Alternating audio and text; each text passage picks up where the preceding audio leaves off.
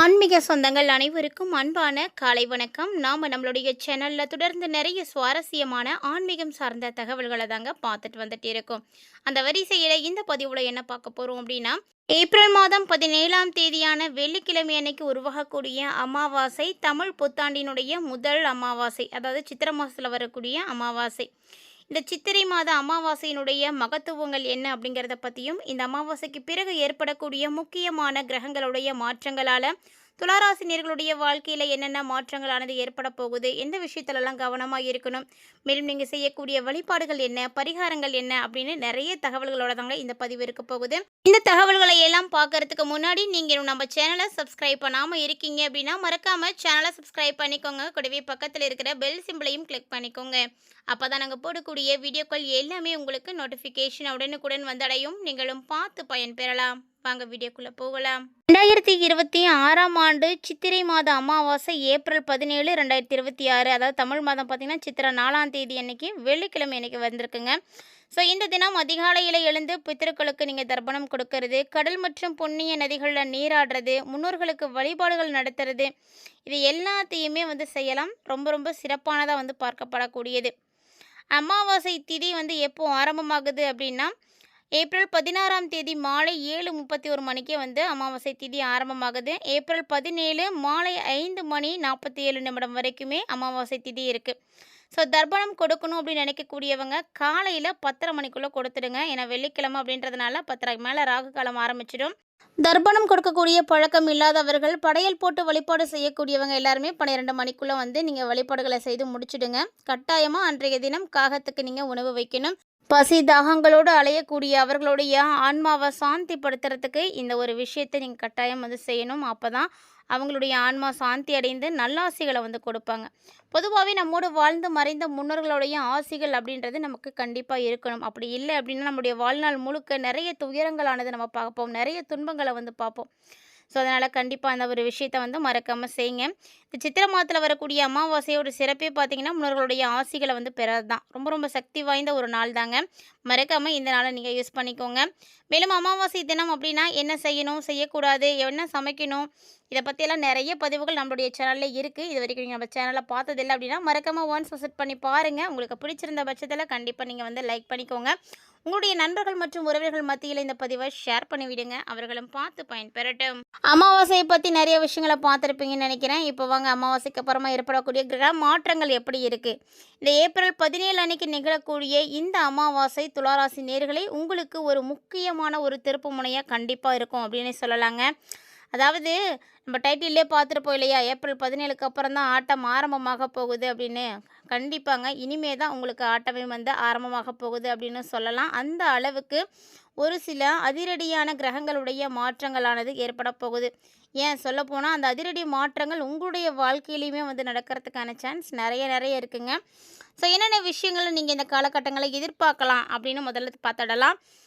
பொதுவாக உங்களுக்கு என்ன பழைய கணக்குகள் எது இருந்தாலும் அதெல்லாம் இப்போ முடிவுக்கு வந்துடுங்க. ஏன்னா அமாவாசை அப்படின்னு பார்க்கும் பொழுது ஒரு சுழற்சியினுடைய முடிவு தான். அதனால் உங்களுடைய ராசிக்கு இது நாள் வரைக்கும் இழுபறியாக இருந்த அந்த ஒரு விஷயம், அது உறவாக இருந்தாலும் சரி, கடனாக இருந்தாலும் சரி, மன அழுத்தமாக இருந்தாலும் சரி, எதுவாக இருந்தாலும் சரிங்க, கண்டிப்பாக ஒரு முடிவுக்கு வந்துடும்.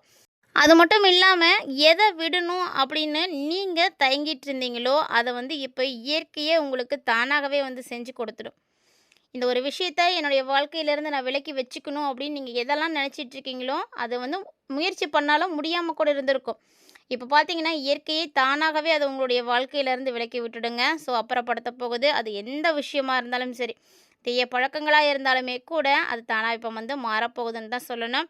அதே போல் நிழல் கிரகங்களுடைய தாக்கங்கள் உங்களுக்கு இருக்குது. ஸோ துளாராசினியர்களை பொறுத்த வரைக்கும் இந்த சமயத்தில் அமாவாசை சமயத்தில் கிரகங்களுடைய சஞ்சாரம் அப்படின்னு பார்க்கும் பொழுது கொஞ்சம் உக்கிரமாக தான் இருக்குது.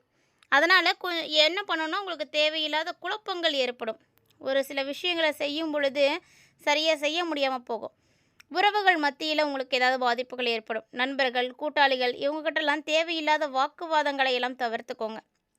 யாராக இருந்தாலும் சரி, ஒரு விஷயம் சொல்கிறீங்க, அவங்க அக்செப்ட் பண்ணல அப்படின்னா விட்டுட்டு போயிடுங்க. அவங்கள்ட்ட ஆர்கியூ பண்ணுறது உங்களுக்கு கண்டிப்பாக செட் ஆகாது. அதுவும் இந்த டைமில் செய்யவே செய்யாதீங்க. அதேபோல புதிய தொழில் ஒப்பந்தங்களோ, பெரிய முதலீடுகளோ இந்த டைம்ல நீங்க செய்ய வேண்டாம். தள்ளி போட்டுக்கோங்க. இந்த ஏப்ரல் அமாவாசையிலருந்து நீங்க அத செய்ய வேண்டாம். திரும்ப மீண்டும் கிரகங்களுடைய மாற்றங்கள் ஏற்படக்கூடிய சூழ்நிலையானது எப்போ ஏற்படுதோ, அதுக்கப்புறம் தான் நீங்க ஸ்டார்ட் பண்ணணும். ஸோ இந்த மாரி நீங்க சின்ன சின்ன விஷயங்கள்ல கவனம் செலுத்துங்க. இது மட்டும் இல்லாம, இந்த அமாவாசை அப்படின்னு சொல்றது அமாவாசை வேணா கொடூரமான அமாவாசை அப்படின்னு இருக்கலாம். ஆனா, கண்டிப்பா துளாராசி நேயர்களே, உங்களுக்கு இது ஒரு புதிய பாதைய வந்து ஏற்படுத்தி கொடுக்க போகுதுங்க. ஏன்னா, ஒவ்வொரு மனிதனுமே எதிர்பார்க்கக்கூடியது அதுதான். வாழ்க்கையில இருக்கக்கூடிய கஷ்டங்கள், சோகங்கள் விலகி ஒரு புதிய அவதாரமானது எடுக்கணும் அப்படின்னு தான் நினைப்பாங்க. ஸோ, துளாராசி நேயர்களுக்கு இயற்கையாகவே இப்போ அந்த வாய்ப்பெல்லாம் வந்து கிடைக்க போகுது. ஒரு புதிய பாதை வந்து திறக்க போகுது. ஸோ, அந்த பாதைய நீங்க பயம் இல்லாம பயணிக்க ஆரம்பிச்சுட்டீங்க அப்படின்னாவே போதுங்க. ஸோ, கண்டிப்பா உங்களுக்கு நல்ல எதிர்காலம் இருக்கு. உங்களுடைய மனசுக்குள்ள என்ன பயம் இருந்தாலும் அது எல்லாத்தையுமே தூக்கி தூர போடுங்க. தூர போட்டீங்க அப்படின்னா தான் ஒரு தெளிவே உங்களுக்கு கிடைக்க ஆரம்பிக்கும். ஸோ, அதனால அந்த விஷயத்த மறக்காம செய்யுங்க. இதுவரைக்கும் மத்தவங்களுக்காகவே நீங்க வாழ்ந்திருப்பீங்க. உங்களுடைய வாழ்க்கையில பெரும்பான்மையான நாட்கள் மத்தவர்களுக்காக மட்டுமே வந்து வாழ்ந்திருப்பீங்க. ஸோ, இனி நீங்க நீங்களா உங்களுக்காக வந்து வாழக்கூடிய ஒரு நேரம் வந்தாச்சு. கண்டிப்பா இனி உங்களுடைய வாழ்க்கை, உங்களுடைய முன்னேற்றம் அப்படின்னு மட்டும் தான் நீங்க பார்க்க போறீங்க. அதுக்காக வந்து உழைக்க தொடங்க போறீங்க. ஒரு நியூ பிகினிங் அப்படின்ற மாரி தான். புதுமையான ஒரு வாழ்க்கைய நீங்க ஸ்டார்ட் பண்ண ஆரம்பிக்கலாம். ஸோ, இந்த முயற்சி உங்களுடைய வாழ்க்கைய நிச்சயம் வெற்றியாக்கி கொடுக்குங்க. இந்த மாதிரியான காலகட்டங்கள்ல நிறைய மாற்றங்கள் நீங்க சந்திக்க போறீங்க. ஸோ, துளாராசி நேயர்களுக்கு இந்த அமாவாசை நிச்சயமாவே உங்களுக்கு ஒரு நல்ல மாற்றத்த கொடுக்கக்கூடிய அமாவாசை தான். ஸோ, இந்த காலகட்டங்கள்ல நீங்க எந்தெந்த விஷயங்கள்ல எல்லாம் வந்து கவனம் செலுத்தணும், என்னெல்லாம் செய்யணும் அப்படின்றத தெரிஞ்சுக்கோங்க. இந்த அமாவாசையில நிச்சயமா நீங்க செய்ய வேண்டியது அப்படின்னா, உங்களுடைய குலதெய்வத்தினுடைய வழிபாடு. குலத்தை காக்கும் குலதெய்வ வழிபாடு கட்டாயம் துலாம் ராசி நேயர்களை நீங்கள் செய்யணும். துலாம் ராசி நேயர்கள் குலதெய்வத்தை வழிபாடு செய்ய செய்ய உங்களுடைய குலம் விருத்தியாகும். குலத்தை காக்கக்கூடிய தெய்வம் அப்படின்னு சும்மாலாம் சொல்ல கிடையாது. நீங்கள் எப்பெல்லாம் வீழ்ந்து போகிறீங்களோ அப்போல்லாம் உங்களை கை தூக்கி விடக்கூடியவர் அந்த குலதெய்வம் மட்டும்தான். ஸோ, ஆணாக இருந்தாலும் சரி, பெண்ணாக இருந்தாலும் சரிங்க, குலதெய்வம் அப்படின்றது உங்களை வந்து அப்படி தற்காப்பாக வச்சுருக்கிறது. உங்களை சுற்றி எப்போதுமே வந்து இருப்பாங்க. உங்களுக்கு ஒரு பிரச்சனை அப்படின்னா உங்களை முதல்ல வந்து காப்பாற்றக்கூடியவங்க அவங்க தான். ஸோ, அந்த மாதிரியான ஒரு அமைப்பு இருக்கிறதுனால நீங்கள் குலதெய்வ வழிபாடை என்றைக்குமே வந்து கைவிடக்கூடாது. குலதெய்வ கோவில்களுக்கு போக முடியாதவர்கள் நீங்கள் வீட்டிலேயே வந்து வழிபாடுகள் செய்யலாம். மனசார பிரார்த்தனை செய்துக்கோங்க. அதுவே வந்து போதுமானதாக இருக்கும்.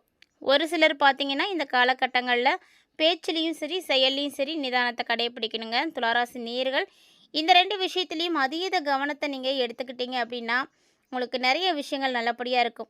ஒருவேளை உணர்ச்சி வசப்பட்டுட்டீங்க அப்படின்னா, அந்த நேரத்தில் நீங்கள் எடுக்கக்கூடிய முடிவுகள் பார்த்தீங்கன்னா, உங்களுக்கு பெரும்பாலும் வந்து சாதகமாக இருக்கவே இருக்காது. நிறைய பின்னடைவுகளை பார்க்குற மாரி இருக்கும். அதனால் துளாராசினியர்களை பொறுத்த வரைக்கும் இந்த காலகட்டங்களில் உணர்ச்சி வசப்படாதீங்க.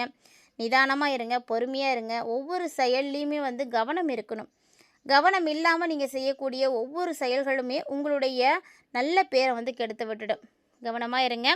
இந்த காலகட்டங்களில் நீங்கள் செய்யக்கூடிய எளிமையான பரிகாரம் என்னவா இருக்கும் அப்படின்னா, இயலாதவர்களுக்கும் முடியாதவர்களுக்கும் உங்களுடைய கைகளால் நீங்கள் தானம் செய்யுங்க. என்ன தானம் செய்யணும் தெரியுமா? அன்னதானம். சாப்பாட்டுக்கு இணையான ஒரு தானத்தை நம்ம யாராலையும் வந்து செய்யவே முடியாதுங்க.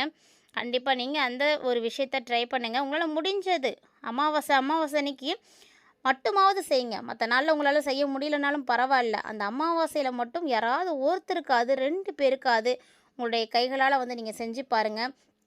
அப்போ தான் நீங்கள் செய்யக்கூடிய தொழில் வந்து நல்லாயிருக்கும். உங்களுடைய கையில் பணம் தங்கும். ஸோ, நம்ம டெய்லியும் தான் வந்து பணம் சம்பாதிக்கிறோம். அன்னைக்கு ஒரு நாளைக்கு மட்டுமாவது அன்னைய வருமானத்தில் ஏதோ ஒரு 2 பேருக்கு, இயலாதவர்களுக்கும் வறியவர்களுக்கும் மட்டுமாவது செஞ்சு பாருங்கள். ஸோ, இருக்கப்பட்டவர்களுக்கு செய்கிறது அதுக்கு பேர் உதவி கிடையவே கிடையாது. இல்லாதவர்களுக்கு மட்டும்தான் செய்யணும் அப்படின்றத குறிக்கோளோட வச்சுக்கோங்க. நம்மளால் இன்றைக்கி 2 பேருக்கு உதவி செய்ய முடிஞ்சிச்சு அப்படின்றத நீங்கள் நினைக்கும் பொழுது உங்களுடைய கவலைகள், கஷ்டங்கள் எல்லாமே வந்து காணாமல் போகுங்க. இதெல்லாம் வந்து எளிமையாக செய்யக்கூடிய பரிகாரங்கள் தான். மறக்காமல் ட்ரை பண்ணுங்கள். அப்படி அது முடியல அப்படின்னா கருப்பு எள் கலந்த உணவை நீங்கள் யாருக்காவது வந்து கொடுங்க. இல்லைன்னா காக்கைக்கு வைங்க. இது வந்து உங்களுக்கு ஏற்படக்கூடிய கிரக தோஷங்களை வந்து போக்கி கொடுக்கும், குறைச்சி கொடுக்கும். இந்த மாதிரி எளிமையாக செய்யக்கூடிய பரிகாரங்களை எல்லாம் நோட் பண்ணிக்கோங்க. மறக்காமல் துளாராசினியர்களை செய்து பாருங்கள். அதே போல் நீங்கள் வழிபாடு செய்யக்கூடிய கடவுள் அப்படின்னா மகாலட்சுமி தாயார் தாங்க. வெள்ளிக்கிழமை மகாலட்சுமிக்கு நீங்கள் உங்கள் கையால் ஒரு முழம் மல்லிப்பூ வாங்கி போட்டு வழிபாடு செய்து பாருங்கள். உங்களுக்கு அதுக்கப்புறம் செல்வ செழிப்புக்கு குறைவே இருக்காது. ஸோ இது வந்து பார்த்தீங்கன்னா, கேட்கறதுக்கு வந்து எளிமையா தான் இருக்கும். இதெல்லாம் நடக்குமா? கண்டிப்பா நடக்கும். ஏன்னா மகாலட்சுமி தாயாருக்கு விருப்பமான மலரே மல்லிகை தான். அந்த மல்லிகை பூவ, அந்த வெண்ணிற மலர உங்களுடைய கைகளால நீங்க அவங்களுக்கு சாற்றும் பொழுது, அவங்க உங்களுக்கு நிச்சயம் வந்து அருளாசி கொடுப்பாங்க. செல்வ வளத்த கொடுப்பாங்க. ஸோ யாருக்கெல்லாம் மகாலட்சுமி தாயார வந்து பிடிக்குமோ, அவங்க யாரெல்லாம் வந்து செல்வ வாழ்க்கையானது வாழணும் அப்படின்னு நினைக்கிறீங்களோ, மறக்காம வீடியோக்குள்ள இருக்கக்கூடிய கமெண்ட் பாக்ஸ்ல ஓம் மகாலட்சுமி தாயாரே போற்றி போற்றி அப்படின்ற இந்த தாரக மந்திரத்த மறக்காம வந்து கமெண்ட் பண்ணுங்க. ஸோ இந்த மந்திரத்தை எழுதுவதாலும், சொல்லுவதாலும் நிச்சயம் பலன் கிடைக்கும். நம்பிக்கையோட செய்தீங்க அப்படின்னா நல்லது நடக்கும். அமாவாசைய பொறுத்தவரைக்கும் உங்கள சோதிக்கிற மாரி இருந்தாலுமே கூட, உண்மையிலேயே உங்கள ஒரு வைரம் போல பட்டை தீட்டத்தாங்க இந்த அமாவாசையே வந்திருக்கு. ஸோ துணிச்சலா வரக்கூடிய சவால்களை எதிர்கொள்ளுங்க. கண்டிப்பா உங்களுடைய வாழ்க்கையில முன்னேற்றம் இருக்கும். இந்த பதிவுல துளாராசினியர்களாகிய நீங்க நிறைய தகவல்கள பார்த்து தெரிஞ்சுட்டு இருப்பீங்கன்னு நினைக்கிறேன். கட்டாயமா இந்த பதிவும் உங்களுக்கு பிடிச்சிருக்கும்னு நினைக்கிறேன். பிடிச்சிருந்தா லைக் பண்ணுங்க, ஷேர் பண்ணுங்க, மறக்காம கமெண்ட் பண்ணுங்க. இது மட்டும் இல்லாம இது போல நிறைய இன்ட்ரெஸ்டிங்கான தகவல்கள தொடர்ந்து பார்க்கறதுக்கு நம்ம சேனலோடு இணைந்திருங்க. மீண்டும் மற்றும் ஒரு தலைப்பில் சந்திக்கலாம்.